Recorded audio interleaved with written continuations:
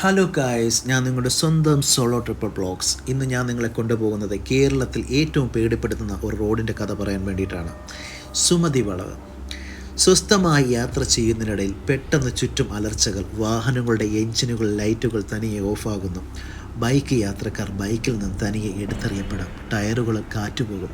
പെട്ടെന്ന് മിന്നൽ പോലെ ഒരു സ്ത്രീ രൂപം. എൻ്റെ അമ്മച്ചി, ഞാനായാലും പേടിച്ചു പോകും അല്ലേ, നിങ്ങൾ ഉൾപ്പെടെ. ഈ കാഴ്ചയും കഥകളും മലയാളികളെ പേടിപ്പിക്കാൻ തുടങ്ങിയിട്ട് 70-ലധികം വർഷങ്ങൾ പിന്നിട്ടിരിക്കുന്നു. തിരുവനന്തപുരത്ത് നിന്നും പാങ്ങോട് ദേശത്തേക്ക് പോകുമ്പോൾ ഒരു കൊടുവളവുണ്ട്. അതാണ് സുമതി വളവ്. ഗർഭിണിയായ സുമതിയെ കാമുകനായ രത്നാകരനും കൂട്ടുകാരനും ചേർന്ന് ചതിച്ച് കൊലപ്പെടുത്തിയ ഇടം. ഈ യഥാർത്ഥ സംഭവത്തിൻ്റെ ചൂട് പിടിച്ച് നിരവധി കെട്ടുകഥകൾ പ്രചരിക്കുന്നുണ്ടെങ്കിലും എന്തൊക്കെയോ ഒരു ദുരൂഹത ഈ പ്രദേശത്തേക്ക് യാത്ര ചെയ്യുമ്പോൾ അനുഭവപ്പെടാത്തവർ ചുരുക്കമാണ്.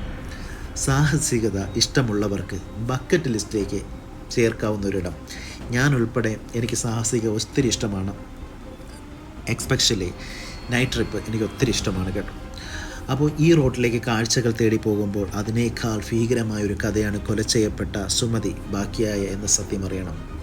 അപ്പോൾ ഈ കഥ തുടങ്ങുന്നതെന്ന് വെച്ചാൽ തിരുവനന്തപുരം പാലോടിനടുത്ത് മയിലും മൂടുന്ന മലയോര ഗ്രാമത്തിലേക്ക് പോകുമ്പോഴാണ് പ്രസിദ്ധമായ സുമതി വളവ്. പാലോട് നിന്നും കല്ലറയ്ക്ക് പോകുമ്പോൾ റിസർവ് ഫോറസ്റ്റിൻ്റെ ഭാഗമാണ്. പിന്നീട് അങ്ങോട്ട് മുന്നോട്ട് പോകുന്തോറും കാടിൻ്റെ മാറ്റം അങ്ങനെ സംഭവിച്ചു കൊണ്ടേയിരിക്കുന്നു. ഒരു കൊടുംവളവിലേക്ക് എത്തുമ്പോൾ അവിടെ നമ്മുടെ കണ്ണടയ്ക്കും. ഇതാണ് സുമതി വളവ്. കഥയിലെ സുമതി എന്ന സുന്ദരിയായ, അത്ര മെച്ചമല്ലാത്ത കുടുംബത്തിലായിരുന്നു നമ്മുടെ സുമതി ചേച്ചി. അവൾ താണു മുതലാളിയുടെ വീട്ടിലെ വേലക്കാരിയായിരുന്നു. ചെറുപ്പക്കാരിയായ സുമതി ജോലിക്കിടയിൽ പഠിക്കാൻ സമയം കണ്ടെത്തി. ഇതിനിടയിൽ താണു മുതലാളിയുടെ മകനുമായിട്ട് പ്രണയത്തിലാവുകയും ചെയ്തു. ഈ പ്രണയം സുമതിയുടെ ജീവിതത്തെ വലിയൊരു ദുരന്തത്തിലേക്കാണ് കൊണ്ട് ചെന്നെത്തിച്ചത്. ആ അടുപ്പം വളർന്ന് വിവാഹം ചെയ്യാമെന്ന രത്നാകരൻ്റെ ഉറപ്പിൻ്റെ പേരിൽ സുമതി ഗർഭിണിയായി. എന്നാൽ ഗർഭിണിയായതെന്നറിഞ്ഞതോടെ ആ രത്നാകരൻ്റെ ഭാവം മാറി. അച്ഛൻ എന്നുള്ളത് ഒരു നീചനായ ഒരു മനുഷ്യനായി മാറിക്കഴിഞ്ഞിരിക്കുകയാണ്. പാവപ്പെട്ട നമ്മുടെ സുമതി ഒന്നും അറിഞ്ഞില്ല. നമ്മുടെ സുമതിയെ ഉത്സവം കാണിക്കാമെന്നും പറഞ്ഞു രത്നാകരനും അവരുടെ കൂട്ടുകാരനും കൂടി പാങ്ങോട് മധുരദേവി ക്ഷേത്രത്തിലേക്ക് കൊണ്ടുപോയി.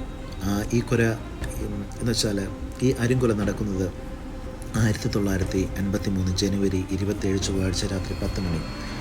ഉത്സവം കാണിക്കാമെന്നും പറഞ്ഞാണ് സുമതിയെയും കൂട്ടി രത്നാകരൻ അംബാസഡർ കാർ യാത്ര ആരംഭിച്ചു. ഒപ്പം സുഹൃത്ത് രവീന്ദ്രനും ഉണ്ടായിരുന്നു. വഴികളെക്കുറിച്ച് കൃത്യമായ ധാരണ ഇല്ലാതിരുന്ന സുമതിയെ പറ്റിക്കാൻ എളുപ്പമായിരുന്നു. എളുപ്പ വഴിയെന്ന് പറഞ്ഞ് രത്നാകരനും സുഹൃത്തും സുമതിയെ ഉൾക്കാട്ടിലേക്ക് നടത്തി. എന്നാൽ അല്പദൂരം നടന്നപ്പോൾ സുമതിക്ക് ചതി മനസ്സിലായി.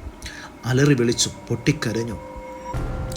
ഉൾക്കാട്ടിൽ ആരും കേൾക്കാനില്ല. കാട്ടുവള്ളികൾ കൊണ്ട് അവളുടെ കൈകൾ കൂട്ടിക്കെട്ടി കാട്ടിലൂടെ വലിച്ചിഴച്ചു. അവർ നടന്നു. പക്ഷേ രത്നാകരനും സുഹൃത്തിനും ഒരു അബദ്ധം പറ്റി. കാടെന്ന് ധരിച്ച് അവർ ആ എസ് വളവിൻ്റെ റോഡിലേക്ക് തന്നെയാണ് തിരികെ എത്തിയത്. അവിടെ വെച്ച് സുമതിയുടെ കഴുത്തിൽ അയാൾ കത്തിയിറക്കി. ഒരിക്കലും ശല്യമാകില്ല എന്ന് കൊഞ്ചിയിട്ടും ആ പാവപ്പെട്ട സുമതിയെ ക്രൂരമായി അവർ കൊലപ്പെടുത്തി. ആ ക്രൂരതയ്ക്ക് ശേഷം വളവിലെ ഏതൊരു മരത്തിൽ സുമതിയുടെ ശരീരം ചാരി വെച്ചിട്ട് ഇരുവരും രക്ഷപ്പെട്ടു. ഏതാനും ദിവസങ്ങൾക്ക് ശേഷമാണ് ആദിവാസികൾ സുമതിയുടെ ശരീരം കണ്ടെത്തിയത്. അന്നത്തെ കൊലപാതകങ്ങളുടെ പതിവ് പോലെ പ്രതികൾ രക്ഷപ്പെട്ടില്ല എന്നതാണ് ശ്രദ്ധേയം. 6 മാസങ്ങൾക്ക് ശേഷം രത്നാകരനും രവീന്ദ്രനും പോലീസ് പിടിയിലായി. 15 വർഷങ്ങൾക്ക് ശേഷം ഇരുവരും ജയിൽ മോചിതരാകുകയും വലിയ കാലതാമസമില്ലാതെ മരിക്കുകയും ചെയ്തു.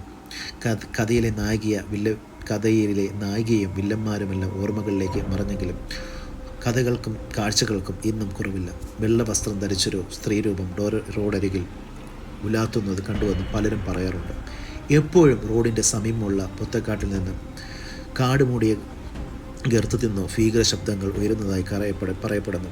എനിക്കുണ്ടായ അനുഭവം, ഞാൻ ബൈക്കിൽ പൊയ്ക്കൊണ്ടിരിക്കുമ്പോൾ എൻ്റെ വണ്ടിയുടെ ഹെഡ്ലൈറ്റ് ഓഫ് ആവുകയും കുറച്ചു ദൂരം പോയപ്പോൾ എൻ്റെ വണ്ടി ഓട്ടോമാറ്റിക്കലി ഓഫാവുകയും ചെയ്തു.